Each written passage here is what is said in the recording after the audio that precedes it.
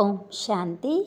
జీవన రేఖ ఏ విధంగా అయితే సీతా తల్లి రేఖ లోపల ఉన్నప్పుడు సురక్షితంగా ఉందో, అదేవిధంగా మనం కూడా మన జీవితంలో ఈ జీవన రేఖ లోపల ఉన్నట్లయితే మనం కూడా సురక్షితంగా ఉంటాం.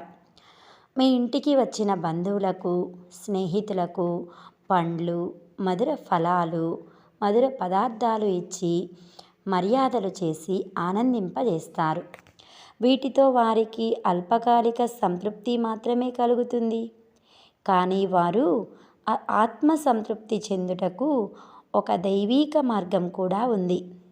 మీ ఇల్లు వారికి శుభ ఆశలను వెలిగించే దీపస్తంభంగా కనిపించాలి. మీ ఇంటి వాతావరణం వారి చింతలను దూరం చేసే ప్రశాంత నిలయంగా కనిపించాలి. మీ ముఖం వారి దుఃఖాలను దూరం చేసే దేవతామూర్తిగా కనిపించాలి. అందువలన ప్రతిరోజు కొంత సమయం పరమాత్ముని ధ్యానం చేసి మీలో, మీ ఇంటిలో దైవిక శక్తిని నింపుకుంటే మీ వద్దకు వచ్చిన వారికి దివ్యమైన అనుభూతులు జరుగుతాయి.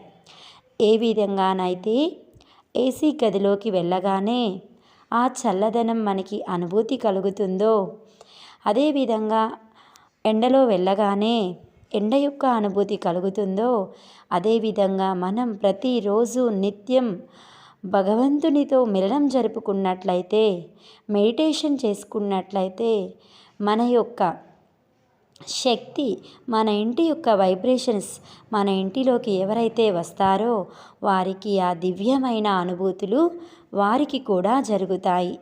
వారి లైఫ్ కూడా చాలా సుఖంగా, సంతోషంగా, ఆనందంగా ఉంటుంది. ఇది ఈశ్వరీయ మహావాక్యం. ఓం శాంతి.